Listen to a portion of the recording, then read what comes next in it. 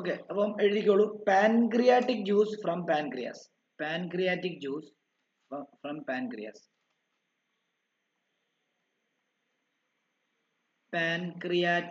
pancreatic juice from pancreas.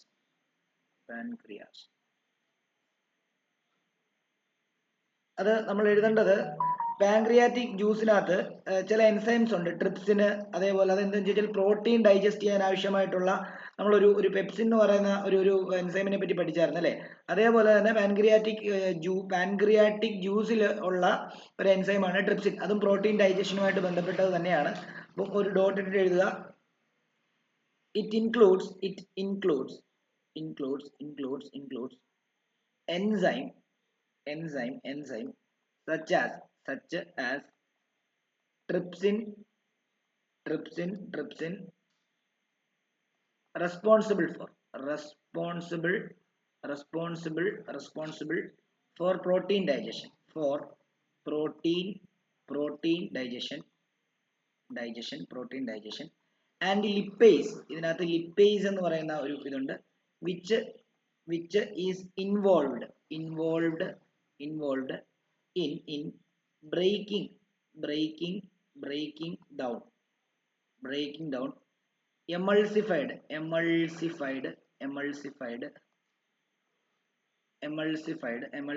fats. അതായത് trypsin എന്ന് പറയുന്ന എൻസൈമും ഉണ്ട്, ലിപ്പേസ് എന്ന് പറയുന്ന ഒരു ഇതുണ്ട്. അതെന്താണെന്ന് ചോദിച്ചു കഴിഞ്ഞാൽ ട്രിപ്സിൻ പ്രോട്ടീൻ ഡൈജഷന് സഹായിക്കുന്നു. ലിപ്പേസ് എന്ന് പറയുമ്പോൾ എമൾസിഫൈഡ് ഫാറ്റ്, അതായത് ഈ പറഞ്ഞ കൊഴുത്തിരിക്കുന്ന, ഇപ്പം വെണ്ണ പോലെ ഇരിക്കുന്ന ഫാറ്റ് ആണ്, അങ്ങനെ ഓർത്താൽ മതി. വെണ്ണ പോലെ ഇരിക്കുന്ന ഫാറ്റുകളെയാണ് നമ്മൾ എമൾസിഫൈഡ്, വെണ്ണ പോലെ ഇരിക്കുന്നവയാണ് നമ്മൾ എമൾസിഫൈഡ് ഫാറ്റ് എന്ന് പറയുന്നത്. അങ്ങനെയുള്ള കൊഴുത്ത എമൾസിഫൈഡ് ഫാറ്റുകളെ ബ്രേക്ക് ഡൗൺ ചെയ്ത് ചെറിയ മോളിക്യൂൾസ് ആക്കും, അബ്സോർബ് ചെയ്യാൻ പാകത്തിന് ചെറിയ മോളിക്യൂൾസ് ആക്കി മാറ്റും എന്നുള്ളതാണ് എന്താണ് ലിപ്പേസിന്റെ പ്രത്യേകത. ഓക്കെ ആണല്ലോ? അപ്പം എഴുതേണ്ടത് ഈ ഒരു എഴുതുന്നത് വളരെ ഇമ്പോർട്ടന്റ് ആണ് കേട്ടോ. ഞാൻ ഏറ്റവും ഫിൽട്ടർ ചെയ്തിട്ടാണ് നോട്ട് ചെയ്തിരുന്നത്, അതുകൊണ്ട് ഇത് പഠിക്കണം. ഈ വർഷത്തെ സിലബസ് അനുസരിച്ച് ബയോളജിക്ക് ഏറ്റവും വേണ്ട രീതിയിലുള്ള നോട്ട്സ് മാത്രമാണ് ഞാൻ തരുന്നത്. ഇതെല്ലാം പഠിക്കണം, ഈ തരുന്ന എല്ലാം പഠിക്കാനുള്ളതാണ്. ഓക്കെ ആണല്ലോ? ഓക്കെ, ഇനിയും എന്താ അടുത്തൊരു ഡോട്ട് ഇട്ടിട്ട് the small intestine walls, small intestine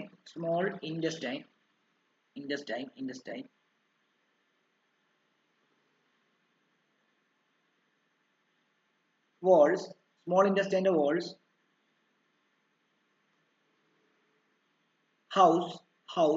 house glands producing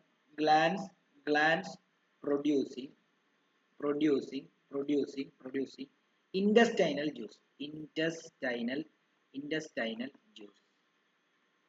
അതായത് എന്താ അറിയോ, ഈ സ്മോൾ ഇൻഡസ്റ്റൈനിന്റെ ഭിത്തികളിൽ, അതാണ് വോൾസ്, അത് ഇൻഡസ്റ്റൈനൽ ജ്യൂസ് പ്രൊഡ്യൂസ് ചെയ്യുന്ന ഗ്ലാൻഡിന്റെ വീടുകളാണ്. എന്ന് പറഞ്ഞു കഴിഞ്ഞാൽ അത് പ്രൊഡ്യൂസ് ചെയ്യുന്ന ഭാഗമാണ് ഹൗസ് എന്ന് പറഞ്ഞാൽ അത് ഉൾക്കൊള്ളുന്നു, അല്ലെങ്കിൽ അത് ഉണ്ടാക്കുന്നു, അല്ലെങ്കിൽ അവിടെ നിന്നുണ്ടാകുന്നു എന്നുള്ള ഒരു അർത്ഥം വരുന്ന രീതിയിലാണ് അത് വരുന്നത്. അപ്പം നിങ്ങൾ മനസ്സിലാക്കേണ്ടത് പാൻക്രിയാറ്റിക് ജ്യൂസ്, പാൻക്രിയാസ് എന്ന് പറയുന്ന ഒരു അവയവത്തിൽ നിന്നാണ് ഉണ്ടാകുന്നത്.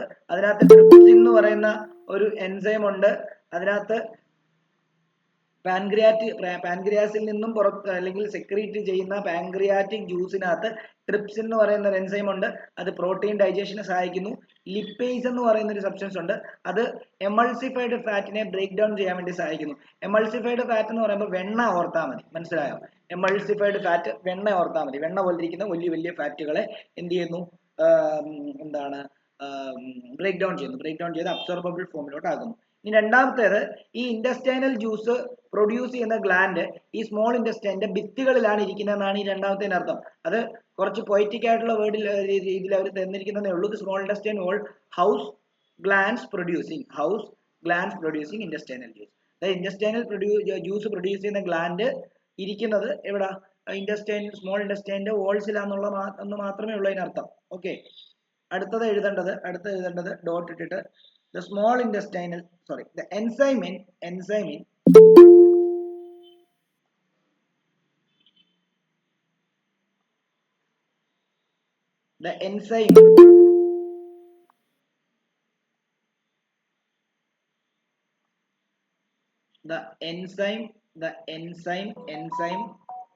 in the intestinal juice. intestinal juice, enzyme in the intestinal juice converts proteins to amino acids, proteins to amino acids, complex carbohydrates, hydrates to glucose, and fats to fatty acids and glycerol. ഇത് നല്ലതായിട്ട് പഠിച്ചോണം. നമ്മൾ ഇപ്പോൾ പഠിച്ചുകൊണ്ടിരിക്കുന്നത് പാൻക്രിയാസിൽ നിന്നും secrete ചെയ്യുന്ന pancreatic ജ്യൂസിനെ പറ്റിയാണ്. Pancreatic ജ്യൂസിനകത്ത് enzyme ഉണ്ട്, trypsin. ആ ട്രിപ്സിൻ പ്രോട്ടീന്റെ ഡൈജഷന് വേണ്ടി സഹായിക്കുന്നു. ലിപ്പൈസ് എന്ന് പറയുന്ന സബ്സ്റ്റൻസ് ഉണ്ട്, അത് എമൾസിഫൈഡ് ആയിട്ടുള്ള ഫാറ്റ്, അതായത് വെണ്ണ ഓർത്താൽ മതി, വെണ്ണ പോലിരിക്കുന്ന സബ്സ്റ്റൻസ് ആണ് എമൾസിഫൈഡ് ഫാറ്റ് എന്ന് ഓർത്താൽ മതി. അത് വെണ്ണ എന്ന് പറഞ്ഞ സാധനം അല്ല കേട്ടോ എമൾസിഫൈഡ് ഫാറ്റ്. വെണ്ണ ഒരു എമൾസിഫൈഡ് ഫാറ്റിന് എക്സാമ്പിൾ. അതുപോലെ ഇരിക്കുന്ന നമ്മൾ കഴിക്കുന്നതിനകത്തെ ഫാറ്റുകളെയാണ് എമൾസിഫൈഡ് ഫാറ്റ് എന്ന് പറയുന്നത്. അപ്പോൾ അതിനകത്തെ എമൾസിഫൈഡ് ഫാറ്റിനെ ബ്രേക്ക് ഡൗൺ ചെയ്യാൻ വേണ്ടി ലിപ്പേസ് എന്ന് പറയുന്ന ഒരു സബ്സ്റ്റൻസ് സഹായിക്കുന്നു. പിന്നെ ഈ ഇന്റസ്റ്റൈനൽ ജ്യൂസ് പ്രൊഡ്യൂസ് ചെയ്യുന്ന ഗ്ലാൻഡുകൾ ഇരിക്കുന്നത് എവിടെയാണ്? സ്മോൾ ഇന്റസ്റ്റൈനിന്റെ ഭിത്തികളിലാണ്. പിന്നെ ഈ എൻസൈം, അതായത് ഈ പറഞ്ഞ ട്രിപ്സിൻ എന്ന് പറയുന്ന എൻസൈം എന്തൊക്കെ ചെയ്യുമെന്ന് അറിയാമോ? പ്രോട്ടീൻസിനെ അമിനോ ആസിഡ് ആക്കി മാറ്റുന്നു, കാർബോഹൈഡ്രേറ്റിനെ ഗ്ലൂക്കോസ് ആക്കി മാറ്റുന്നു, ഫാറ്റിനെ ഫാറ്റി ആസിഡും ഗ്ലിസറോളും ആക്കി മാറ്റുന്നു. അതായത് നമ്മൾ കഴിക്കുന്ന ഭക്ഷണത്തിലെ പ്രോട്ടീനെ അമിനോ ആസിഡ് ആയിട്ടും കോംപ്ലക്സ് ആയിട്ടുള്ള കാർബോഹൈഡ്രേറ്റുകളെ ഗ്ലൂക്കോസ് ആയിട്ടും ഫാറ്റുകളെ ഫാറ്റി ആസിഡും ഗ്ലിസറോളുമായിട്ട് കൺവേർട്ട് ചെയ്യുന്നു എന്നുള്ളതാണ് ഈ എൻസൈമിന്റെ ഫംഗ്ഷൻ. ഓക്കെ, ഇനി the inner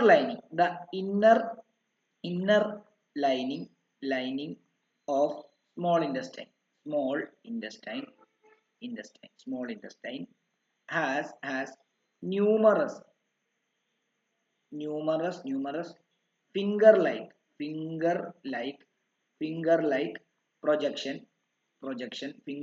projection called villi.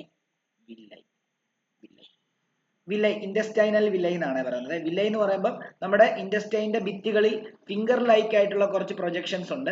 ആ ഫിംഗർ ലൈക്ക് ആയിട്ടുള്ള പ്രൊജക്ഷൻസിനെ നമ്മൾ വില്ലൈ എന്നാണ് പറയുന്നത്.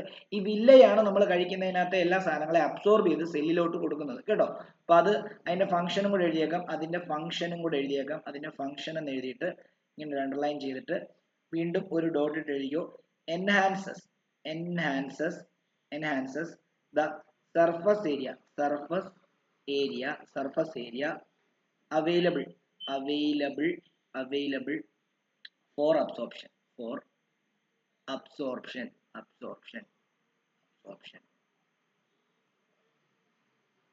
അടുത്തത് villi are abundantly supplied with blood vessels facilitating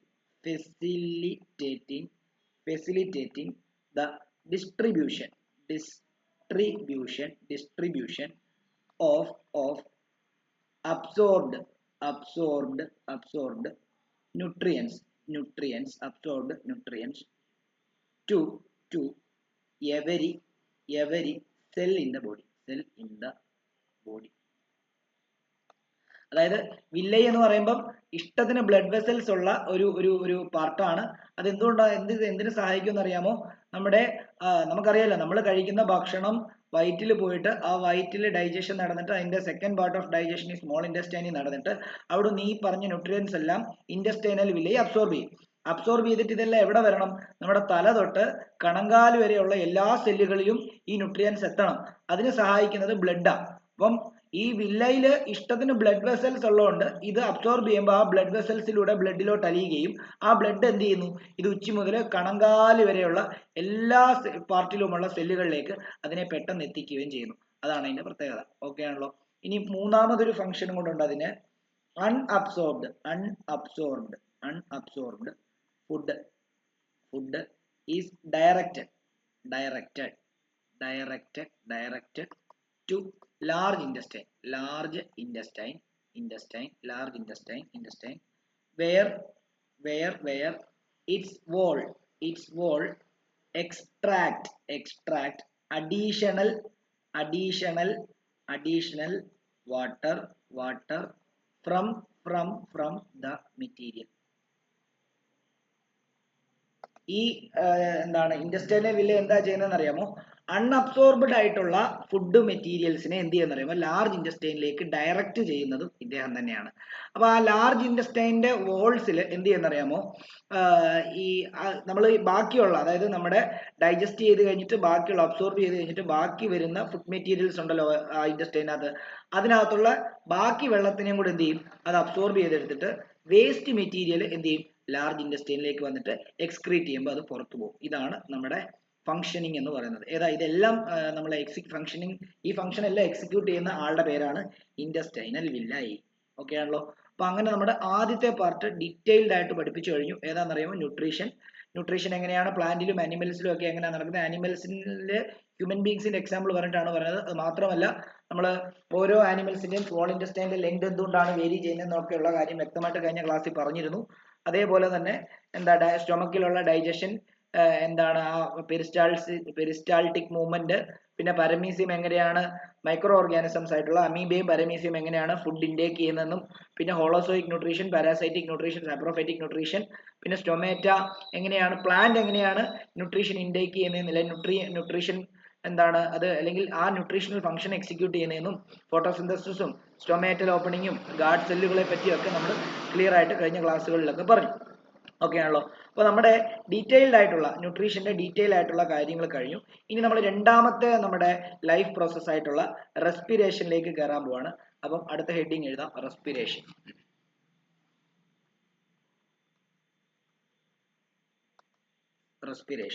respiration എന്ന് പറയുമ്പോഴത്തേക്കും നമുക്കറിയാലോ, നമ്മുടെ ഈ ശ്വസനം കൊണ്ട് നമ്മുടെ ഊർജം, നമ്മുടെ ശരീരത്തിന് ആവശ്യമായിട്ടുള്ള ഊർജം നിലനിൽക്കുന്നു എന്നുള്ളതാണ്. ഞാൻ നിങ്ങളുടെ ഫ്രണ്ടിൽ ഇരുന്ന് നല്ല രീതിയിൽ ഇങ്ങനെ പഠിപ്പിക്കാൻ പറ്റുന്നുണ്ടെങ്കിൽ ഒറ്റ കാര്യം, ഞാൻ ശ്വസിക്കുന്നതുകൊണ്ടാണ്.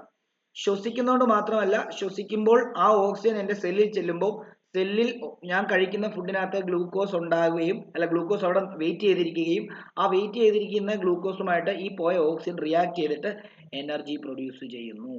ഇതാണ് ഓരോ സെക്കൻഡും ഓരോ നിമിഷവും നടന്നുകൊണ്ടിരിക്കുന്ന പ്രവർത്തനം. നിങ്ങളുടെ ശരീരത്താണെങ്കിലും എൻ്റെ ശരീരത്താണെങ്കിലും.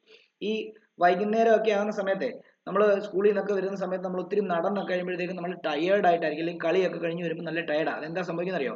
നമ്മുടെ സെല്ലിനകത്തുള്ള ഗ്ലൂക്കോസ്, അല്ലെങ്കിൽ നമ്മുടെ ഈ പറഞ്ഞ പോലെ തന്നെ ടിഷ്യൂസിനകത്തുള്ള ഗ്ലൂക്കോസ് കംപ്ലീറ്റ് ആയിട്ട് എന്ത് ചെയ്യും? നമ്മുടെ എനർജി ആയിട്ട് എക്സ്പെൻഡ് ചെയ്യും. അപ്പോൾ പിന്നെ ഇനിയിപ്പോൾ നമുക്ക് ഫുഡ് കഴിച്ചാൽ മാത്രമേ എനർജി കിട്ടത്തുള്ളൂ. വന്നിട്ട് നമ്മൾ ഫുഡ് കഴിക്കുമ്പോൾ നമ്മൾ ഓവറായിട്ട് ഫുഡ് കഴിച്ചാൽ നമുക്ക് നല്ല ക്ഷീണം തോന്നും. പിന്നെ ഒന്ന് ബാലൻസ് ആയി വരെ ഒന്ന് ഉറങ്ങണം. ഉറങ്ങി കഴിയുമ്പോഴത്തേക്കും വീണ്ടും ലെവലാവും. മനസ്സിലായോ? അപ്പം ഇതാണ് നമ്മുടെ ഒരു ഊർജം പ്രൊഡ്യൂസ് ചെയ്യുക എന്നുള്ളതാണ് ഈ റെസ്പിറേഷന്റെ ധർമ്മം എന്ന് പറയുന്നത്. ഓക്കെ ആണല്ലോ? അപ്പം the process by which a living being utilizes the food to get energy is called respiration.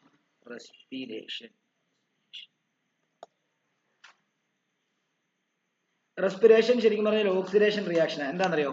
ഓക്സിജനെ add ചെയ്യുന്ന റിയാക്ഷൻ അല്ലേ ഓക്സിഡേഷൻ റിയാക്ഷൻ എന്ന് പറയുന്നത്. നമ്മൾ ശരിക്കും ഈ ഊർജ്ജം പ്രൊഡ്യൂസ് ചെയ്യാൻ വേണ്ടി നമ്മൾ എന്തിനാ ആഡ് ചെയ്യുന്നത്? നമ്മുടെ സെല്ലിനകത്ത് ഓക്സിജനെ വലിച്ചിട്ട് ബ്ലഡിനകത്ത് വലിച്ചിട്ട് എല്ലാ സെല്ലുകളിലും എത്തിക്കുക എന്നുള്ളതാണ് അവിടെ നടക്കുന്നത്, ഇല്ലേ? അപ്പൊ നമുക്ക് വേണമെങ്കിൽ ഇങ്ങനെ എഴുതാം, റെസ്പിറേഷൻ. ഇതൊക്കെ ചിലപ്പോൾ 1 മാർക്കിന് വേണം ചോദിക്കും. Respiration is an oxidation reaction. മാത്രമല്ല ഇതൊരു എൻഡോതെർമിക് റിയാക്ഷനും കൂടാ. നമുക്കറിയാം ഓക്സിജൻ റെസ്പിറേഷൻ നടക്കുന്ന സമയത്ത് എനർജി ഉണ്ടാവുക ചെയ്യുന്നത്. എനർജി എക്സ്പെൽ ചെയ്യാന്ന് പറഞ്ഞാൽ ഊർജ്ജം ഉണ്ടാകുകയാണ്. ഊർജ്ജം ഉണ്ടാവുകയാണെങ്കിൽ എന്ത് റിയാക്ഷനാ? ഊർജ്ജം പുറത്തേക്ക് പോകണമെങ്കിൽ അതൊരു എക്സോതെർമിക് റിയാക്ഷൻ ആണെന്ന് അർത്ഥം. മനസ്സിലായോ? നമ്മൾ കെമിസ്ട്രിയുടെ ഏതോ ഒരു ഫസ്റ്റ് ചാപ്റ്ററിനകത്ത് അതൊന്നും പഠിച്ചിട്ടുണ്ട്. ഓക്കെ ആണല്ലോ? അപ്പൊ അതൊന്നും ഓർത്ത് വെച്ചേക്കുക. അപ്പം റെസ്പിറേഷൻ ഒരു ഓക്സിഡേഷൻ റിയാക്ഷനുമാണ്, ഒരു എക്സോതെർമിക് റിയാക്ഷനുമാണെന്നുള്ള കാര്യം ആലോചിക്കുക. അപ്പം respiration is an oxidation reaction in which carbohydrate നമ്മൾ കഴിക്കുന്ന ഫുഡിനകത്തുള്ള carbohydrate is oxidised to produce energy.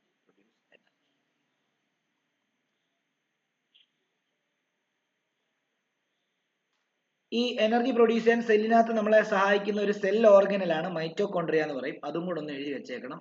Mitochondria അടുത്ത ലൈനിലായിട്ട് എഴുതിക്കോ. Mitochondria is the site of respiration and the energy released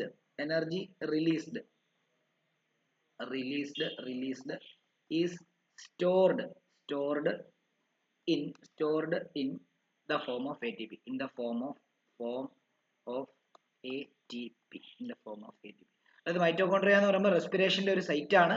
അത് energy is released in the form of ATP. അതായത് അവിടെ ഉണ്ടാകുന്ന എനർജി ATP അഡിനോസിൻ ട്രൈഫോസ്ഫേറ്റ് എന്ന് പറയുന്ന ഒരു മോളിക്കുലാർ ഫോമിലാണ് എനർജി പുറത്തേക്ക് റിലീസ് ചെയ്യുന്നത്. ഓക്കെ ആണല്ലോ. അപ്പോൾ അത് വേണമെങ്കിൽ എഴുതി വെച്ചോണം. അഡിനോസിൻ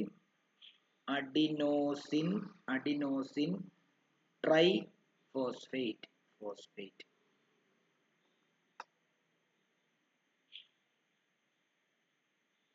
ഈ ATP എന്ത് ചെയ്യുന്ന സ്റ്റോർ ചെയ്ത് വെക്കും. ഇപ്പൊ ഞാനൊരു ഉദാഹരണം പറയട്ടെ. നമ്മൾ ഒരു ദിവസം കഴിച്ചില്ലെങ്കിലും നമ്മൾ ചിലപ്പോൾ ഓടാൻ പോകും, ചാടാൻ പോകും, സ്കൂളിൽ പോയി ഫുട്ബോൾ കളിക്കും, അല്ലെങ്കിൽ സ്കൂളിൽ പോയി ക്രിക്കറ്റ് കളിക്കും, അല്ലെങ്കിൽ ഈ പറഞ്ഞ പോലെ ഒത്തിരി നടക്കും, അല്ലെങ്കിൽ പിള്ളേരുമായിട്ട് അടി ഉണ്ടാക്കും.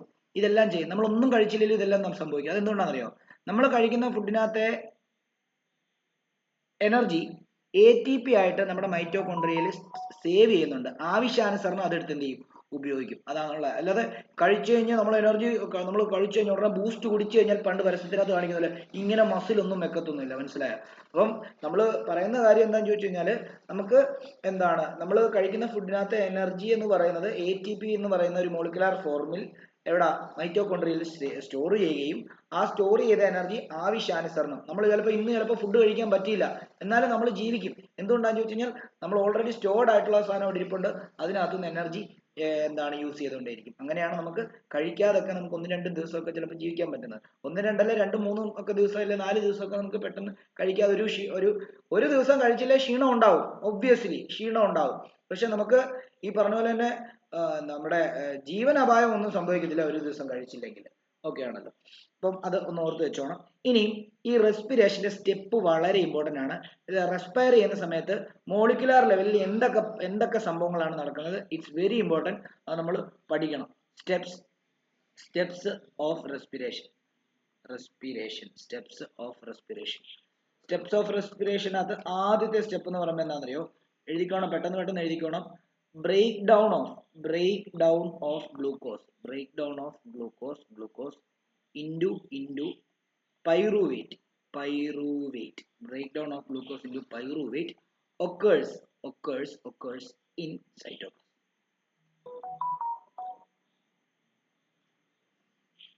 ഈ cytoplasm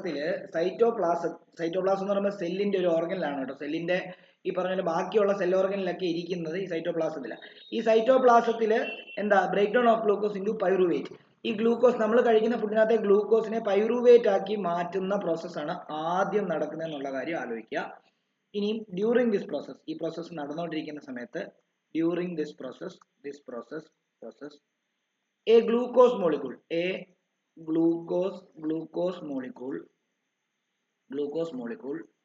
with 6 carbon atom is transformed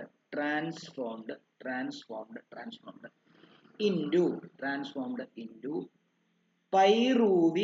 pyruvic acid which consists of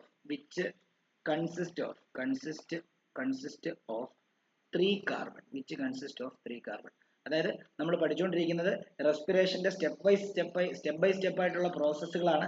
ആദ്യം നമ്മൾ കഴിക്കുന്ന ഫുഡിനകത്തെ ഗ്ലൂക്കോസ് സെല്ലിൽ എത്തുമല്ലോ. അപ്പം സെല്ലിലെത്തിയ ഗ്ലൂക്കോസിനെ സൈറ്റോപ്ലാസത്തിൽ വെച്ചിട്ട് പൈറുവേറ്റ് എന്ന് പറയുന്ന ഒരു ഫോമിലേക്ക് കൺവേർട്ട് ചെയ്യുകയും ആ പ്രോസസ്സ് നടന്നുകൊണ്ടിരിക്കുന്ന സമയത്ത് എന്താണെന്ന് നോക്കിയോ, ഗ്ലൂക്കോസ് മോളിക്യൂള് വിത്ത് 6 കാർബൺ ആറ്റം. ഗ്ലൂക്കോസിന് 6 കാർബൺ ആറ്റം ഉണ്ട്. ഗ്ലൂക്കോസിന്റെ ഫോർമുല എന്ന് പറയുന്നത് C6H12O6. 6 കാർബൺ ഉള്ള ഗ്ലൂക്കോസ് മോളിക്യൂൾ എന്ത് ചെയ്യുമെന്ന് അറിയാമോ? Converted into pyruvic acid. Pyruvic acid എന്ന് പറയുന്ന ഒരു ആസിഡ് ആയിട്ട് മാറും. ആ ആസിഡിന്റെ പ്രത്യേകത എന്ന് പറയുമ്പോൾ അതിന് 3 കാർബണേ ഉള്ളൂ. അപ്പൊ 6 കാർബൺ ഉള്ള എന്താണ് ഗ്ലൂക്കോസ് മോളിക്യൂൾ 3 കാർബൺ ഉള്ള പൈറൂവിക് ആസിഡ് ആയിട്ട് മാറും എന്നുള്ളതാണ് ഈ പ്രോസസ്സിന്റെ പ്രത്യേകത. ഇനി ഈ പൈറൂവിക് ആസിഡിന്റെ ഒരു പ്രശ്നമുണ്ട്. പൈറൂവിക് ആസിഡിന്റെ ഒരു പ്രശ്നം എന്ന് പറയുമ്പോൾ ഈ ഉണ്ടായ പൈറൂവിക് ആസിഡ് എന്ത് സംഭവിക്കുന്നറിയോ? വീണ്ടും ബ്രേക്ക് ഡൗൺ ചെയ്യും. അതായത് ഇങ്ങനെ എഴുതാം, pyruvic acid pyruvic acid undergoes further breakdown within mitochondria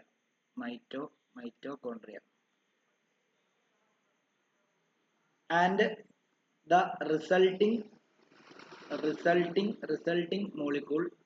resulting molecule vary based on the type of respiration specific to organism.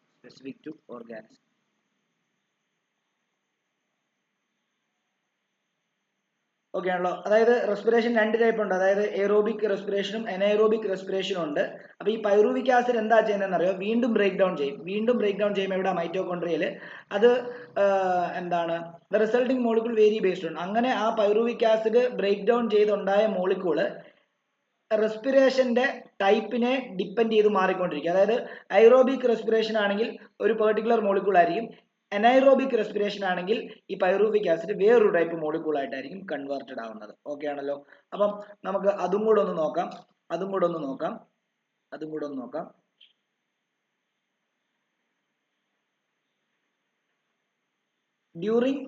In case of aerobic respiration ഈ പൈറൂവിക് ആസിഡ് എന്തായിട്ടാണ് മാറുന്നത് എന്നുള്ളതാണ് പറയുന്നത്. പിന്നീട് ഐറോബിക് അനൈറോബിക് എന്താന്ന് പറഞ്ഞുതരാം.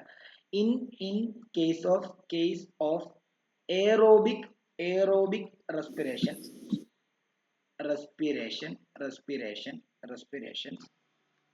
pyruvik acid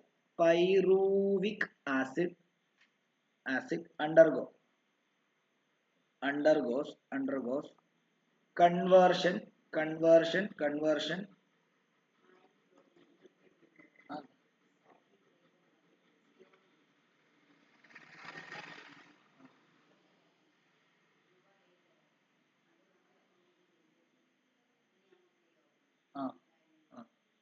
conversion into carbon dioxide.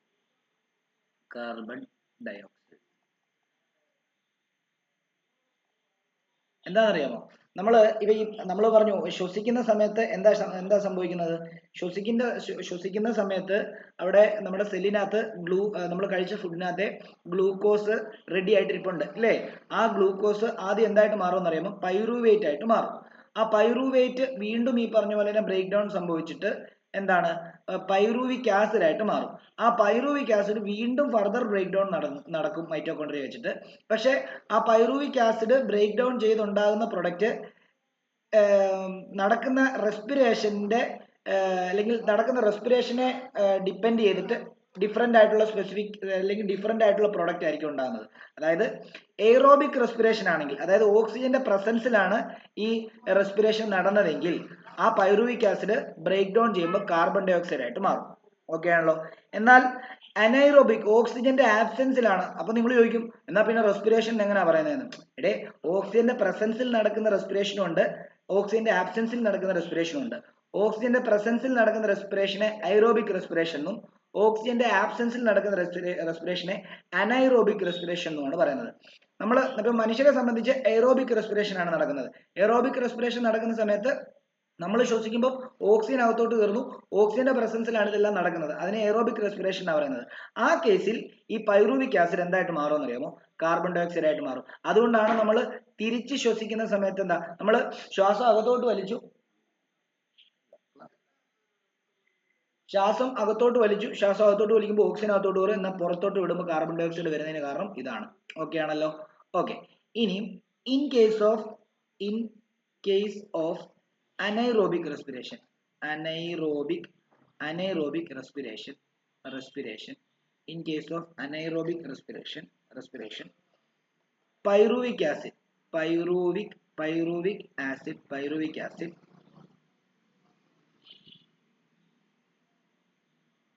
undergo, pyruvic acid is converted to ethyl alcohol or lactic acid.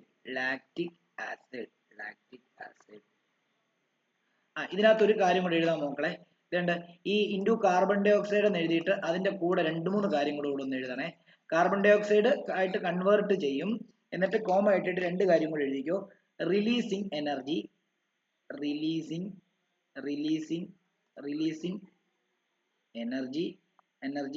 And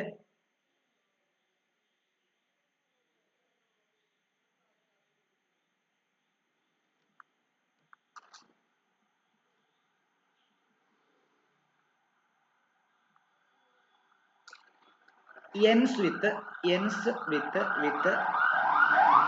formation of water. Okay, അപ്പം നമ്മൾ പറഞ്ഞ എന്താണ്, നമ്മൾ ആദ്യം നമ്മൾ ഗ്ലൂക്കോസിനെ എന്താക്കി മാറ്റുന്നു റെസ്പിറേഷൻ നടക്കുന്ന സമയത്ത്, അല്ലെങ്കിൽ ഈ പറഞ്ഞ പോലെ തന്നെ ഈ എന്താണ് റെസ്പിറേഷന്റെ ഫസ്റ്റ് പ്രോസസ് ആയിട്ട് നടക്കുന്നത് ഗ്ലൂക്കോസിനെ പൈറുവേറ്റ് ആയിട്ട് കൺവേർട്ട് ചെയ്യുന്നു. സൈറ്റോപ്ലാസത്തിൽ പൈറുവേറ്റ് ആയിട്ട് കൺവേർട്ട് ചെയ്യുന്ന സമയത്ത് എന്താണ്, 6 കാർബൺ ഉള്ള ഗ്ലൂക്കോസ് മോളിക്യൂളിനെ 3 കാർബൺ ഉള്ള പൈറുവിക് ആസിഡ് ആക്കി മാറ്റുന്ന പ്രോസസ് ആണ് അവിടെ നടക്കുന്നത്. ആ പൈറുവിക് ആസിഡിനെ വീണ്ടും ബ്രേക്ക് ഡൗൺ ചെയ്യുന്നു. ആ ബ്രേക്ക് ഡൗൺ ചെയ്യുന്നത് മൈറ്റോകോൺട്രിയയിൽ വെച്ചിട്ടാണ്. ആ മൈറ്റോകോൺട്രിയയിൽ വെച്ചിട്ട് ബ്രേക്ക് ഡൗൺ ചെയ്യുന്ന സമയത്ത് എയ്റോബിക് റെസ്പിറേഷൻ ആണോ അനൈറോബിക് റെസ്പിറേഷൻ ആണോ നടക്കുന്നതിനനുസരിച്ചാണ് ആ പൈറുവിക് ആസിഡ് പുതിയ പ്രൊഡക്റ്റ് ഫോം ചെയ്യുന്നത്. എയ്റോബിക് റെസ്പിറേഷൻ ആണെങ്കിൽ ഫോം ചെയ്യുന്ന പ്രൊഡക്റ്റ് കാർബൺ ഡൈ ഓക്സൈഡ് ആണ്, കൂടെ എനർജി റിലീസും വാട്ടറും ഫോം ചെയ്യും. എന്നാൽ അനൈറോബിക് റെസ്പിറേഷൻ, ഓക്സിജന്റെ ആബ്സെൻസിലുള്ള റെസ്പിറേഷൻ ആണെങ്കിൽ അത് പൈറുവിക് ആസിഡ് ഈഥൈൽ ആൽക്കഹോളോ അല്ലെങ്കിൽ ലാക്റ്റിക് ആസിഡോ കൺവേർട്ട് ചെയ്യുന്നു എന്നുള്ള കാര്യം മനസ്സിലാക്കുക. ഓക്കെ ആണല്ലോ. ഈ അനൈറോബിക് റെസ്പിറേഷൻ ഒക്കെ നടക്കുന്നത് ഈ ബാക്ടീരിയ, ഈസ്റ്റ് പോലെയുള്ള ഓർഗാനിസത്തിലാണ് കേട്ടോ. അത് വേണമെങ്കിൽ എഴുതിക്കോ.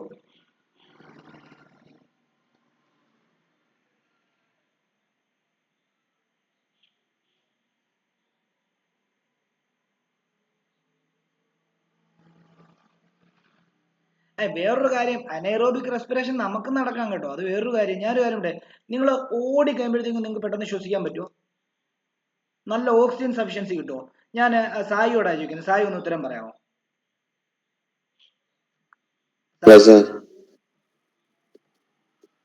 ഞാൻ ചോദിക്കുന്നത്, നമ്മുടെ ശരീരത്തിൽ അനൈറോബിക് റെസ്പിറേഷൻ നടക്കുമോ?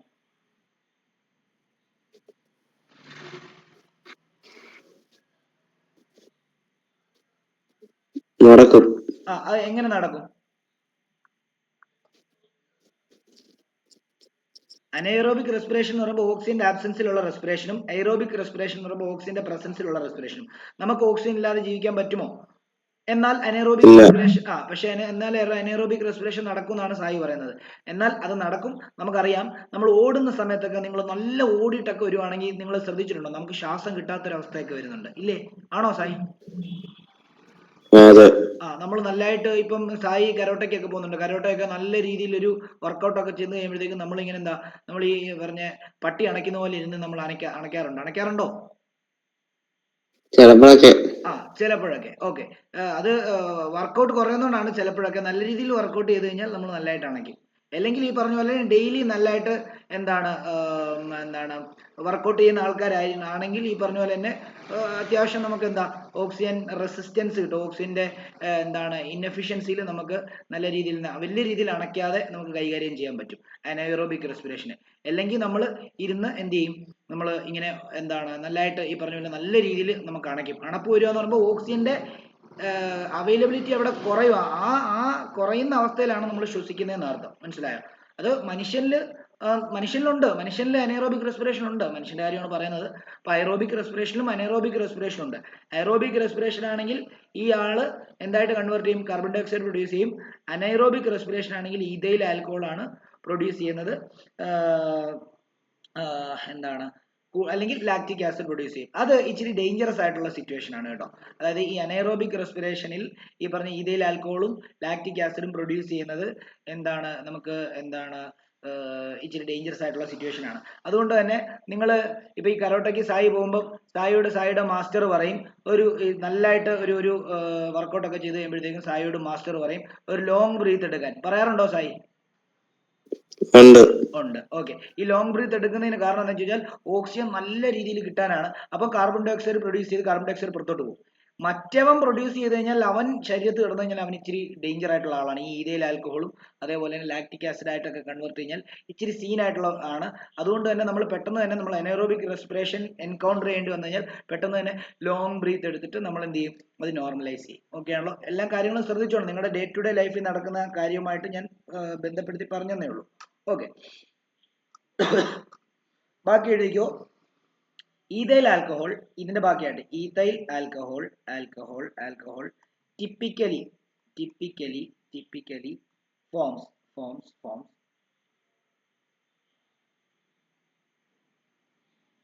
in microbes such as yeast or bacteria during anaerobic respiration.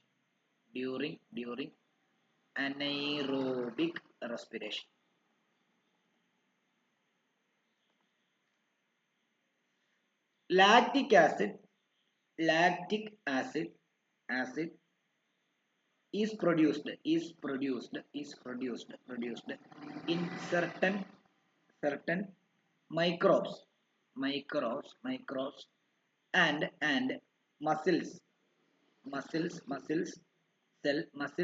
cell during this process. സായിയോട് തന്നെ ഒരു ചോദ്യം. സായി നല്ല വർക്കൗട്ട് ഒക്കെ ചെയ്യുമ്പോഴത്തേക്കും കൈ കഴിക്കാറുണ്ടോ സായി? ഉണ്ട്. അത് തന്നെ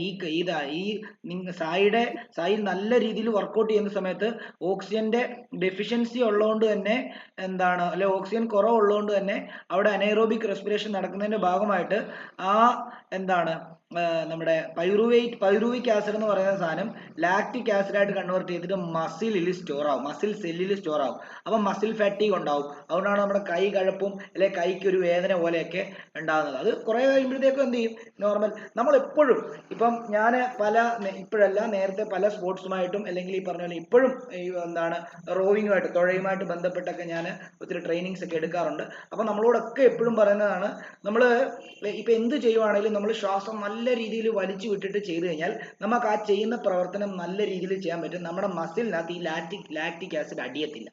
മസിലിനകത്ത് ലാക്റ്റിക് ആസിഡ് എപ്പോൾ അടിയുന്നോ അപ്പോൾ മസിൽ ഫാറ്റീഗ് ഉണ്ടാവും. നമുക്ക് എന്താണ് കുറച്ച് ഇപ്പം തുഴയുമ്പോഴാണെങ്കിൽ നമ്മളിങ്ങനെ തുഴയുമ്പോൾ നമ്മൾ കണ്ടിന്യൂസ് ആയിട്ട് തുഴഞ്ഞുകൊണ്ടിരിക്കും അല്ലേ. അപ്പോൾ നമ്മളൊരു 1 കിലോമീറ്റർ 1.5 കിലോമീറ്റർ ഒക്കെ തുഴയുക. അപ്പൊ അങ്ങനെ തുഴയുന്ന സമയത്ത് നമ്മുടെ മസിലിലൊക്കെ എന്ത് ചെയ്യും, മസിലിൽ ഈ പറഞ്ഞ ലാക്റ്റിക് ആസിഡ് അടിഞ്ഞു കഴിഞ്ഞ് കഴിഞ്ഞാൽ നമുക്ക് എന്താ നമ്മൾ ചെയ്യുന്ന അത് ഫുട്ബോൾ ആണെങ്കിൽ ഫുട്ബോൾ കളിക്കുമ്പോൾ ഓടാനോ അല്ലെങ്കിൽ ക്രിക്കറ്റ് ആണെങ്കിൽ ക്രിക്കറ്റ് കളിക്കുമ്പോൾ അതിന്റെ പ്രവർത്തനം നടത്താനോ, തുഴയുവാണെങ്കിൽ തുഴയുന്നതിന്റെ പ്രവർത്തനം നടത്താനോ, നീന്തുവാണെങ്കിൽ നീന്തലിന്റെ പ്രവർത്തനം നടത്താനോ ഒക്കെ എന്തായിരിക്കും, നല്ല ബുദ്ധിമുട്ടായിരിക്കും എന്നുള്ള കാര്യം മനസ്സിലാക്കുക. ഓക്കെ ആണല്ലോ? അത് ഈ ലാക്റ്റിക് ആസിഡ് ആയിട്ട് കൺവേർട്ട് ചെയ്യുന്നതുകൊണ്ടാണ്, മസിൽ സെല്ലിലൊക്കെ അത് പോയിട്ട് ഡെപ്പോസിറ്റ് ചെയ്യുന്നതുകൊണ്ടാണ്. ഓക്കെ ആണല്ലോ? ഇനി ആ ഐറോബിക് റെസ്പിറേഷൻ അനൈറോബിക് റെസ്പിറേഷൻ എന്താന്ന് പറഞ്ഞു തരാം, അതുകൂടെ ഒന്ന് എഴുതിക്കോ. എയ്റോബിക് റെസ്പിറേഷൻ എന്ന് പറഞ്ഞാൽ എന്താണെന്ന് അറിയാമോ? occurs in presence of oxygen.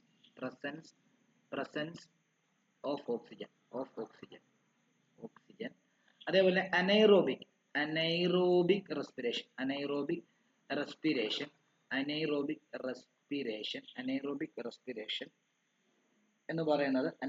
Respiration എന്ന് പറയുന്നത് occurs in absence of oxygen. occurs in absence of oxygen. ഇതൊന്ന് എഴുതിയേക്കാം. നിങ്ങൾ ഓടുന്ന സമയത്ത് നിങ്ങളുടെ മസിലിൽ പെയിൻ വരുന്നതിന് കാരണമൊക്കെ നിങ്ങൾക്ക് അനേറോബിക് റെസ്പിറേഷൻ നടന്നിട്ട് ലാക്റ്റിക് ആസിഡ് നിങ്ങളുടെ മസിൽ സെല്ലിൽ ഡെപ്പോസിറ്റ് ചെയ്യുന്നതുകൊണ്ടാണ്. അപ്പോൾ നിങ്ങൾ ഓക്സിജൻ നല്ല രീതിയിൽ വലിച്ചു വിട്ട് കഴിഞ്ഞാൽ ഉണ്ടല്ലോ നിങ്ങൾക്ക് ഉണ്ടാകുന്നത് എയറോബിക് റെസ്പിറേഷൻ ആയിരിക്കും. അപ്പോൾ അവിടെ കാർബൺ ഡൈ ഓക്സൈഡ് ആയിരിക്കും പ്രൊഡക്റ്റ് ആയിട്ട് ഉണ്ടാകുന്നത്. അത് നിങ്ങൾ എന്ത് ചെയ്യും, നിങ്ങളുടെ ശ്വാസോച്ഛ്വാസത്തിൽ കൂടെ എന്ത് ചെയ്യും, തിരിച്ച് പുറത്തോട്ട് പോകും. അല്ലെങ്കിൽ നിങ്ങൾ ഈ അനേറോബിക് റെസ്പിറേഷൻ എന്ന് പറയുന്ന അവസ്ഥ എൻകൗണ്ടർ ചെയ്യുകയും ആ എൻകൗണ്ടർ ചെയ്യുന്നതിന്റെ ഭാഗമായിട്ട് അവിടെ ലാക്റ്റിക് ആസിഡ് ഉണ്ടാകുകയും ആ ലാക്റ്റിക് ആസിഡ് നിങ്ങളുടെ മസിലിൽ ഡെപ്പോസിറ്റ് ചെയ്യുകയും അങ്ങനെ മസിൽ സെല്ലിൽ ഡെപ്പോസിറ്റ് ചെയ്യുകയും അങ്ങനെ ഡെപ്പോസിറ്റ് ചെയ്യുമ്പോൾ നിങ്ങൾക്ക് പെയിൻ ഉണ്ടാവുകയും ചെയ്യും. ഓക്കെ, അപ്പം നമുക്ക് എപ്പോഴും ആലോചിച്ചോണം, ഇന്റൻസ് ആയിട്ട് ഒരു സ്പോർട്സ് ആക്ടിവിറ്റിയിൽ പങ്കെടുക്കുന്ന ആളോ അല്ലെങ്കിൽ ഒരു റോയിങ്ങിൽ പങ്കെടുക്കുന്ന ആളോ അല്ലെങ്കിൽ ഏതെങ്കിലും ഒരു അത്ലീറ്റിന്റെ കേസിൽ എടുക്കുക, അല്ലെങ്കിൽ ഒരു കരോട്ട അല്ലെങ്കിൽ ഒരു കുംഫു, ഇങ്ങനെയൊക്കെ ശാരീരികമായിട്ട് നല്ല രീതിയിൽ അധ്വാനിക്കുന്ന പ്രവർത്തനങ്ങളിൽ ഏർപ്പെടുന്ന ആൾക്കാർ എന്ത് ചെയ്യണമെന്നറിയോ, നല്ല രീതിയിൽ ഓക്സിജന്റെ അവൈലബിലിറ്റി ഉറപ്പുവരുത്തണം. അല്ലെങ്കിൽ ഇങ്ങനെയൊക്കെയുള്ള പ്രശ്നങ്ങൾ ഉണ്ടാവും. ഓടുന്ന സമയത്ത് നിങ്ങളുടെ കാലിനൊക്കെ നല്ല വേദന വരാനായിട്ടുള്ള കാരണം നമ്മൾ അറിയാം. നമ്മളിപ്പോൾ കുറേ നാള് നമ്മൾ ഓടിയില്ല, പെട്ടെന്ന് ഓടാൻ പോകുന്ന സമയത്ത് നമ്മുടെ 1-2 ദിവസം നമ്മുടെ മസിലിൽ നല്ല പെയിൻ ആയിരിക്കും. അതെന്താണെന്ന് ചോദിച്ചു കഴിഞ്ഞാൽ ആ സമയത്ത് നമ്മുടെ നമ്മൾ ഈ പറഞ്ഞ എനേറോബിക് നമ്മൾ നല്ല രീതിയിൽ അണയ്ക്കും. ഇപ്പം എന്നെ സംബന്ധിച്ച് പറയുകയാണെങ്കിൽ ഞാനിപ്പോൾ ഒരു 3 മാസമായി ഈ പറഞ്ഞ സ്പോർട്സ് ആക്ടിവിറ്റി, ഈ പറഞ്ഞ പോലെ തന്നെ റോയിങ്ങിലൊക്കെ പങ്കെടുത്തിട്ട്. അപ്പോൾ അതുകൊണ്ട് തന്നെ ഞാൻ കഴിഞ്ഞ ദിവസം ചുമ്മാ ഓടാൻ പോയായിരുന്നു. ഞാൻ ഈ പറഞ്ഞ നല്ല രീതിയിൽ അണയ്ക്കുമായിരുന്നു. അപ്പം നല്ല രീതിയിൽ അണയ്ക്കുക എന്ന് പറയുമ്പോൾ അതുമല്ല 2 ദിവസം എൻ്റെ ബോഡിയിൽ പെയിൻ ഉണ്ടായിരുന്നു മസിൽസിന്. അപ്പോൾ അതെന്താണെന്ന് ചോദിച്ചു കഴിഞ്ഞാൽ ഈ പറഞ്ഞ ഈ അനേറോബിക് റെസ്പിറേഷന്റെ ഭാഗമായിട്ട് ഫോം ചെയ്യുന്ന ലാക്റ്റിക് ആസിഡ് ആണ്. ഓക്കെ ആണല്ലോ. അപ്പൊ അതിന്റെ കാര്യം ജസ്റ്റ് ഒന്ന്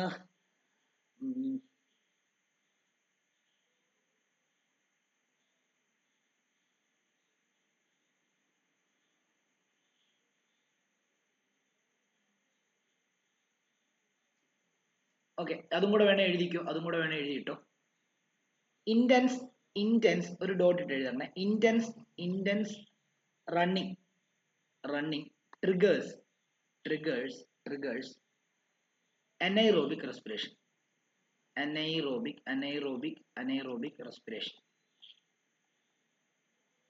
Anaerobic respiration in muscle cells.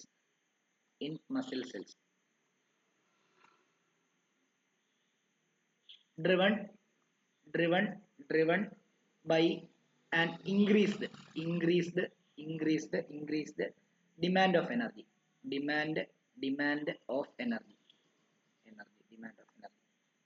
അടുത്ത ഡോട്ട് എഴുതാം. The process of anaerobic respiration. Anaerobic respiration produces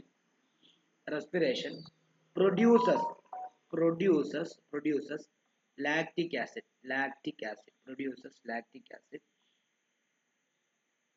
Contributing to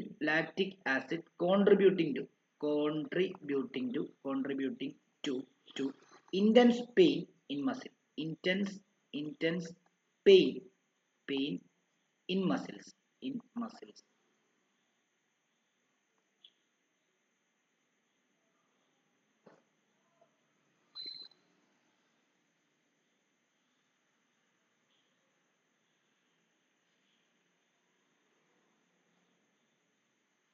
Resting after intense activity can alleviate the pain. അത് ഞാൻ മുകളിലോട്ട് എഴുതുകയാണ്, മൂന്നാമത്തെ പോയിന്റ് ആയിട്ട് എഴുതുകയാണ്. Resting after intense activity alleviate എന്ന് പറയുമ്പോൾ അവോയ്ഡ് ചെയ്യുന്നു, alleviate അല്ലെങ്കിൽ നിർമാർജനം ചെയ്യാൻ സഹായിക്കുന്നു എന്നൊക്കെ. alleviate the pain in muscles.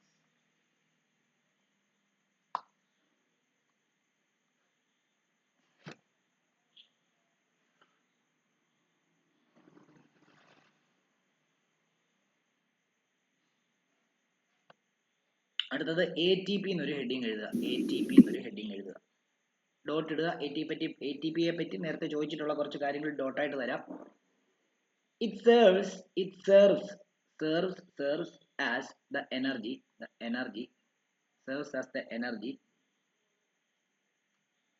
currency within the cell. Currency within the cell. Energy currency within the cell എന്നാണ് അതിന് പറയുക. ഇനിയും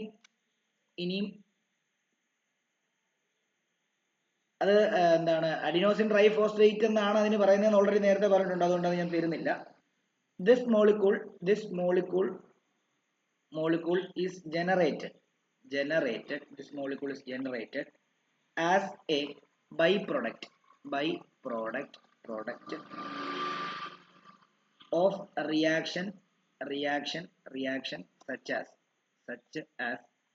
respiration and photosynthesis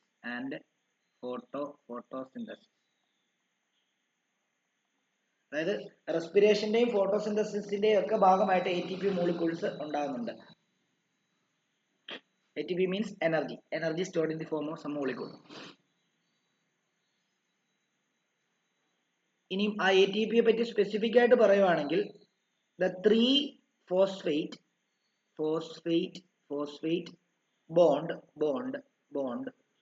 bonds in ATP are high energy bonds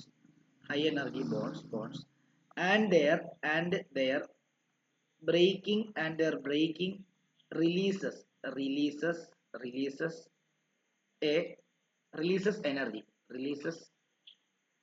energy. ATP മോളിക്യൂളിന്റെ ബോണ്ടിന്റെ ബ്രേക്കിംഗ് എനർജി പ്രൊഡ്യൂസ് ചെയ്യുന്നു എന്നുള്ള കാര്യമാണ് കേട്ടോ. ആ ATPയുടെ ബോണ്ടുകളെ ഫോസ്ഫേറ്റ് ബോണ്ട് എന്നാണ് പറയുന്നത്. അതൊക്കെ ചിലപ്പോൾ ഈ പറഞ്ഞ പോലെ തന്നെ MCQനകത്തൊക്കെ ചോദിക്കാൻ സാധ്യതയുള്ളതാണ് കേട്ടോ. അതൊക്കെ ചേർത്തിട്ടാണ് ഇത് തരുന്നത്. ഇതൊക്കെ പഠിക്കണം. ദയവ് ചെയ്ത് നിങ്ങൾ എൻ്റെ നോട്ട് അരച്ച് കലക്കി കുടിച്ചിട്ട് പോയാൽ നിങ്ങൾക്ക് മാർക്ക് കിട്ടും, അല്ലെങ്കിൽ ഒരു കുന്തവും കിട്ടത്തില്ല. ഉള്ള കാര്യം തുറന്നു പറയാം. നിങ്ങളുടെ സ്കൂളിലെ നോട്ടിനെ ഡിപ്പെൻഡ് ചെയ്യുന്നുണ്ടൊന്നും എനിക്കൊരു പ്രശ്നവും. പക്ഷേ സയൻസിന്റെ പ്രത്യേകിച്ചും പറയാണ്, നോട്ട് അരച്ച് കലക്കി നിങ്ങളുടെ സ്കൂളിലെ പഠിച്ചോ, പ്രശ്നമില്ല. എന്നാൽ എൻ്റെ നോട്ടൂടെ കൺസിഡർ ചെയ്തില്ല എന്നുണ്ടെങ്കിൽ നിങ്ങൾക്ക് ക്വസ്റ്റ്യൻ വരുമ്പം ഇന്ന ക്വസ്റ്റ്യനാ എവിടെ നിന്നാണ് വരുന്നത്, നിങ്ങളുടെ സ്കൂളിലാണ് പഠിക്കുന്നതെങ്കിൽ എങ്ങനെയാണ് ക്വസ്റ്റ്യൻ വരുന്നത് എന്നുള്ള കാര്യങ്ങൾ നിങ്ങൾക്ക് ഐഡന്റിഫൈ ചെയ്യാൻ പറ്റത്തില്ല. പകരം എൻ്റെ നോട്ട് അരച്ച് കലക്കി കുടിച്ചിട്ട് പോയാൽ നിങ്ങളൊക്കെ രക്ഷപ്പെടും. അല്ലെങ്കിൽ പിന്നെ ലാസ്റ്റ് എന്നെ ഒന്നും പറഞ്ഞിട്ട് ഒരു കാര്യവുമില്ല. ഓക്കെ. ഇപ്പോൾ ഇവിടെ നോക്കിയോ, ഈ ബയോളജി നോട്ട് ഞാൻ സാധാരണ കഴിഞ്ഞ വർഷങ്ങളിലൊക്കെ PDF എടുത്ത് കൊടുക്കുമായിരുന്നു.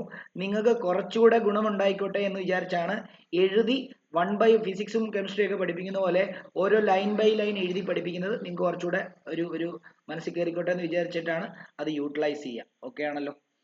ഇനിയും അതേപോലെ തന്നെ അത് അത്രയും മതി. അതായത് ഈ റിലീസ് ചെയ്യുന്ന എനർജി പല മെറ്റബോളിക് ആക്ടിവിറ്റി എന്ന് പറയുന്നത് നമ്മുടെ ശരീരത്തിനകത്ത് നടക്കുന്ന പല റിയാക്ഷൻസാണ്. ആ റിയാക്ഷൻസിനൊക്കെ എനർജി ആവശ്യമുണ്ട്. എൻസൈം, ഇപ്പോൾ ഒരു ഉദാഹരണം പറയുകയാണെങ്കിൽ, നമ്മളൊരു പട്ടി കടിക്കാൻ വന്നെങ്കിൽ നമ്മുടെ അഡ്രിനൽ ഗ്ലാൻഡിനകത്ത് അഡ്രിനാലിൻ എന്ന് പറയുന്ന ഒരു ഹോർമോൺ അങ്ങോട്ട് ബ്ലഡിനകത്തോട്ടേക്ക് അങ്ങോട്ടേക്ക് എന്ത് ചെയ്യും, സെക്രീറ്റ് ചെയ്യും. അങ്ങനെ അഡ്രിനാലിൻ ഹോർമോൺ സെക്രീറ്റ് ചെയ്യണമെന്നുണ്ടെങ്കിൽ ഈ ATP അവിടെ എനർജി വേണം, എന്നാലേ അവൻ സെക്രീറ്റ് ചെയ്യത്തുള്ളൂ. അപ്പം എന്നിട്ടാണ് നമ്മളോട് പറയുന്നത്, നമ്മൾ പട്ടി വരുമ്പോൾ നമ്മൾ സാധാരണ എന്താ ചെയ്യുന്നത്, ഒന്നേ കല്ലെടുത്ത് എറിയാൻ ശ്രമിക്കും, അല്ലെ ഓടാൻ ശ്രമിക്കും, ഇല്ലേ? ഈ രണ്ട് ആക്ടിവിറ്റി ചെയ്യണമെന്നുണ്ടെങ്കിലും അഡ്രിനൽ ഗ്ലാൻഡിൽ നിന്ന് അഡ്രിനാലിൻ എന്ന് പറയുന്ന ഹോർമോൺ ബ്ലഡിലേക്ക് സെക്രീറ്റ് ചെയ്യണം. എന്നാലേ നമുക്ക് എമർജൻസി സിറ്റുവേഷനെ ഫൈറ്റ് ചെയ്യാൻ പറ്റത്തുള്ളൂ. ആ സെക്രീറ്റ് ചെയ്യണമെന്നുണ്ടെങ്കിൽ ഈ ATP വിചാരിക്കണം.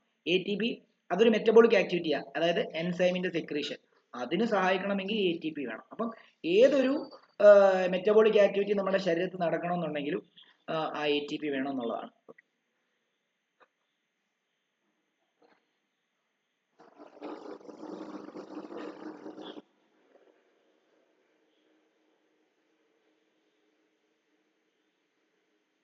പിന്നെ respiration in human beings just ഒന്ന് ഇൻട്രൊഡക്ഷൻ പോലെ പറയാം, എഴുതാനൊന്നുമില്ല. അതായത് ഹ്യൂമൻ റെസ്പിറേറ്ററി സിസ്റ്റം എന്ന് പറഞ്ഞാൽ ഒരു കോംപ്ലക്സ് നെറ്റ്വർക്ക് ആണ്, അല്ലേ? നമുക്കറിയാം. ഒന്ന് ആലോചിച്ച് നോക്കിയേ, ഞാന് ഇങ്ങനെ ശ്വസിച്ച് ഇങ്ങനെ തിരിച്ചു വിടുന്നതിനുള്ളിൽ ഞാൻ ഇത്ര എഴുതിയ കാര്യങ്ങൾ നടക്കുക. എന്തൊക്കെയാ നടക്കുന്നത്?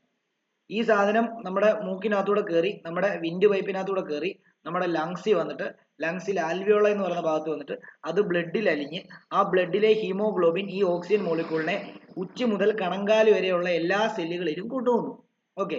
ആ കൊണ്ടുപോകുന്ന സമയത്ത്, ആ കൊണ്ടുപോകുന്ന ടൈമിൽ ആ സെല്ലിനകത്ത് ഗ്ലൂക്കോസ് റെഡി ആയിട്ട് ഇരിപ്പുണ്ട്. ആ ഗ്ലൂക്കോസിനെ എന്ത് ചെയ്യുന്നു? ഗ്ലൂക്കോസിനെ നമ്മൾ പറഞ്ഞായിരുന്നു എന്തായിട്ട് കൺവേർട്ട് ചെയ്യുന്നു എന്നാ പറഞ്ഞത്. നമ്മൾ വേണ്ട ഈ ഭാഗങ്ങളിൽ നമ്മൾ അതാണ് പറഞ്ഞുകൊണ്ടിരുന്നത്. ഗ്ലൂക്കോസിനെ എന്തായിട്ട് കൺവേർട്ട് ചെയ്യുന്നു? ഗ്ലൂക്കോസിനെ പൈറുവേറ്റ് ആയിട്ട് കൺവേർട്ട് ചെയ്യുന്നു. ഈ പൈറുവേറ്റ് ആയിട്ട് കൺവേർട്ട് ചെയ്യുന്ന ആ ഒരു സമയം 6 കാർബൺ ഉള്ള ഗ്ലൂക്കോസിനെ 3 കാർബൺ ആയിട്ടുള്ള പൈറുവിക് ആസിഡ് ആയിട്ട് ആദ്യം മാറ്റുന്നു. അതിനെ വീണ്ടും എന്താണ് പൈറുവിക് ആസിഡിന്റെ ബ്രേക്ക് ഡൗൺ സംഭവിച്ച് മൈറ്റോകോൺട്രിയയിൽ ബ്രേക്ക് ഡൗൺ സംഭവിച്ചിട്ട് അത് ഐറോബിക് റെസ്പിറേഷൻ ആണെങ്കിൽ എനർജിയും കാർബൺ ഡൈ ഓക്സൈഡും വാട്ടറും പ്രൊഡ്യൂസ് ചെയ്യുന്നു. അനൈറോബിക് റെസ്പിറേഷൻ ആണെങ്കിൽ ഇഥൈൽ ആൽക്കഹോളോ ലാക്റ്റിക് ആസിഡോ ഉണ്ടാവും. ഇഥൈൽ ആൽക്കഹോൾ മൈക്രോ ഓർഗാനിസത്തിലും ലാക്റ്റിക് ആസിഡ് ഈ ഹ്യൂമൻ ബീങ്സ് അല്ലെങ്കിൽ അനിമൽസ് പോലെയുള്ള അല്ലെങ്കിൽ മറ്റ് അനിമൽസിലും ആയിരിക്കും ഉണ്ടാകുന്നത്. ഇവർക്കും ഈ പറഞ്ഞ പോലെ തന്നെ മറ്റേ ഇപ്പൊ സിംഹം, കരടി പോലെയുള്ള ആൾക്കാർക്കും ഈ പറഞ്ഞ മസിൽ ഫറ്റീഗ് ഉണ്ടാവും. ഓക്കെ, അപ്പൊ ഇത്രയും പരിപാടികളാണ് ഈ ശ്വസിച്ചിട്ട് ഇങ്ങനെ വലിച്ച് ഇങ്ങനെ വിടുന്നതിനുള്ളിൽ സംഭവിക്കുന്നത്. അപ്പം അത് ശരിക്കും പറഞ്ഞാൽ ഒരു കോംപ്ലക്സ് ആയിട്ടുള്ള ഒരു പ്രോസസ്സാണ് ഇല്ലേ. നമുക്കത് എന്താണ് സാധാരണ രീതിയിൽ ചിന്തിച്ചു കഴിഞ്ഞാൽ അയ്യോ ഈ ഒരു സമയം കൊണ്ട് ഇത്രയും കാര്യങ്ങൾ നടക്കുമെന്നൊക്കെ നമുക്ക് തോന്നിപ്പോകും അല്ലേ. പിന്നെ അതേപോലെ തന്നെ ഒരു ഓർഗനൈസ്ഡ് ആയിട്ടുള്ള ഒരു റെസ്പിറേറ്ററി സിസ്റ്റം ഹ്യൂമൻ ബീങ്സിന് ഉണ്ടെന്നുള്ളതാണ് അടുത്തൊരു ഇത്. അത് നമുക്കറിയാം. അതായത് കൃത്യമായിട്ട് ഓക്സിജനെ അകത്തോട്ട് കയറ്റുന്നു, ഓക്സിജനെ മാത്രം. പക്ഷെ നമ്മൾ ഈ ശ്വസിച്ചെടുക്കുന്ന ഓക്സിജനകത്ത് എന്തൊക്കെയുണ്ട്, മറ്റു പല ആൾക്കാരും ഉണ്ട്. പക്ഷെ ബ്ലഡിൽ അലിയുന്നത് ഓക്സിജൻ മാത്രമാണ്, ബാക്കിയുള്ള എല്ലാവരും ലങ്സിൽ വെച്ച് തടയപ്പെടും. ഓക്കെ ആണല്ലോ. അപ്പൊ അത് ഒരു എഫിഷ്യന്റ് ആയിട്ടുള്ള വെൽ ഓർഗനൈസ്ഡ് ആയിട്ടുള്ള റെസ്പിറേറ്ററി സിസ്റ്റം ഉള്ളതുകൊണ്ടാണ് അങ്ങനെ സംഭവിക്കുന്നത്. പിന്നെ ബ്രീത്തിങ്ങിനകത്ത് ഓക്സിജനെ അകത്തോട്ട് എടുക്കുകയും കാർബൺ ഡൈ ഓക്സൈഡിനെ പുറന്തള്ളുകയും ചെയ്യുന്നു. പിന്നെ അവിടെ ഇതെല്ലാം ഈ പറഞ്ഞ പോലെ ബ്ലഡ് ത്രൂ ആണ് നടക്കുന്നത്. ബ്ലഡ് ത്രൂ നടന്നിട്ട് സെല്ലിൽ പോയിട്ട് സെല്ലിൽ എനർജി പ്രൊഡക്ഷൻ നടക്കുന്നു എന്നുള്ളതാണ് റെസ്പിറേഷന്റെ, ഹ്യൂമൻ ബീങ്സിലുള്ള റെസ്പിറേഷന്റെ എന്താണ് മൊത്തമുള്ള പ്രോസസ്സ്. ഇനി റെസ്പിറേറ്ററി സിസ്റ്റം നമുക്ക് പഠിക്കാനുണ്ട്. റെസ്പിറേറ്ററി സിസ്റ്റം ഹെഡിങ് എഴുതുക, റെസ്പിറേറ്ററി സിസ്റ്റം. റെസ്പിറേറ്ററി സിസ്റ്റത്തിനകത്ത് നമുക്ക് അറിയാം, അതായത് മൂക്ക് മുതൽ അതേപോലെ തന്നെ നമ്മുടെ ബ്രോങ്കൈ, ബ്രോങ്കിയോൾസ്, ആൽവിയോളൈ എന്ന് പറയുന്ന ആ ഒരു ഭാഗം വരെയാണ് നമ്മുടെ റെസ്പിറേറ്ററി സിസ്റ്റം ഇരിക്കുന്നതെന്ന് പറഞ്ഞാൽ. അപ്പം നമുക്ക് അത് എഴുതാം, ഒരു ഡോട്ട് ഇട്ട് എഴുതാം. This system involves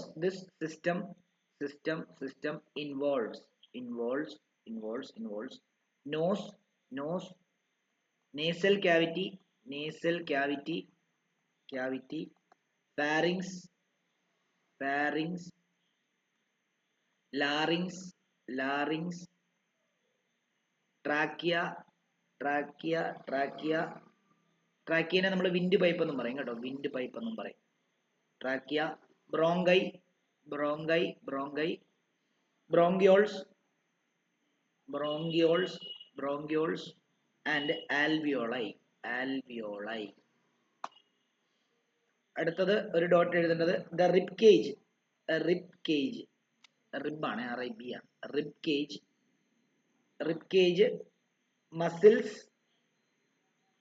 muscles associated with the rib cage, and diaphragm. All helps in the inhalation.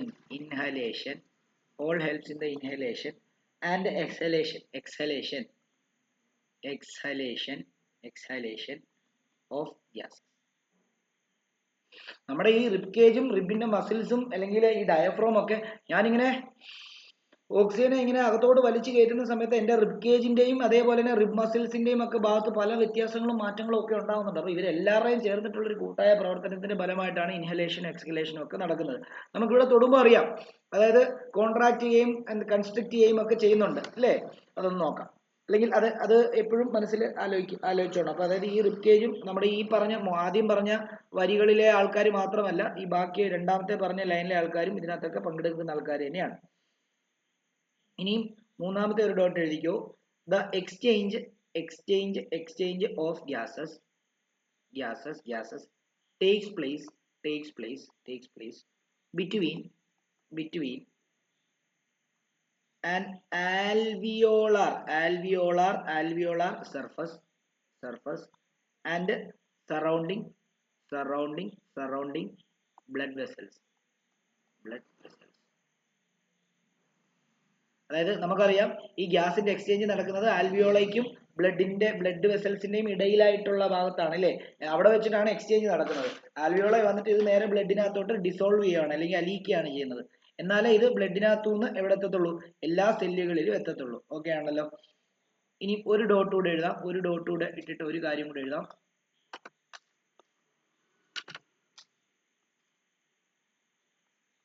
alveoli provide a large surface area for the exchange of gases.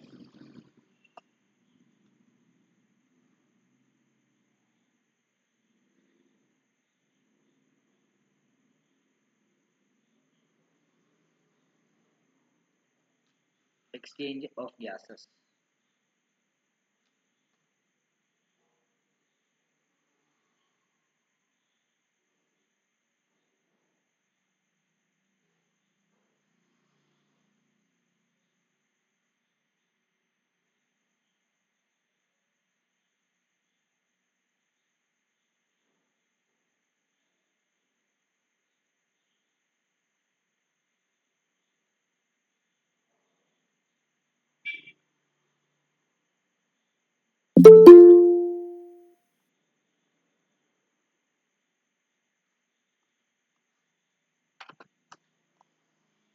Okay ആണല്ലോ. ഇനിയും നമുക്ക് ഇൻഹലേഷൻ ഒരു സെക്കൻഡ്.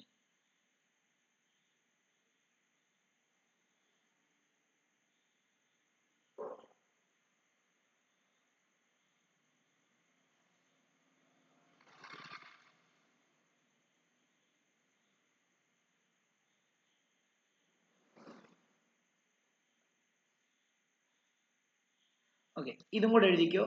ഇൻഹലേഷൻ ആൻഡ് എക്സലേഷൻ എന്നൊരു heading കൂടെ കൊടുത്തോ. Inhalation and exhalation എന്നൊരു heading കൂടെ കൊടുത്തോ.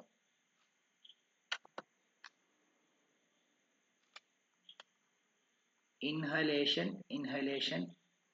And exhalation. ഒരു ഡോട്ട് എഴുതാം. Inhalation is the process of taking in air rich in oxygen. രണ്ടാമത്തേത് exhalation is the process of expelling air rich in carbon dioxide. ഇനിയും a single breath അല്ലെങ്കിൽ breath involves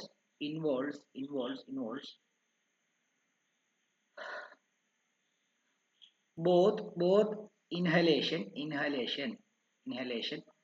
and exhalation.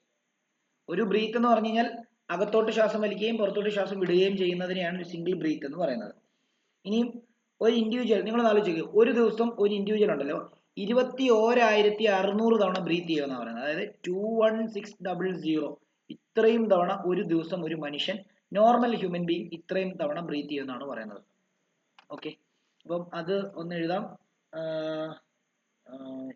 Individuals breathe multiple times throughout the day. Individuals breathe multiple times a day. അതേപോലെ തന്നെ ഒരു കാര്യം കൂടി എഴുതാം. Breathing rate, ഇത് important ആണ്. The frequency of breathe in 1 minute is referred to as breathing rate.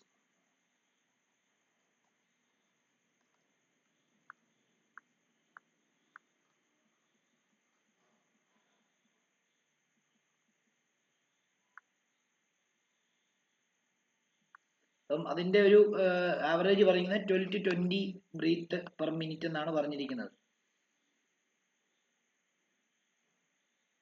Average human, അതായത് normal ചുമ്മാ ഇരിക്കുമ്പോഴാണ്, അല്ലാതെ ഈ പറഞ്ഞ പോലെ തന്നെ നമ്മളിപ്പോ ഒന്ന് നടക്കുകയോ ഓടുകയോ ഒക്കെ ചെയ്യുവാണെങ്കിൽ അതിന് വ്യത്യാസം വരും.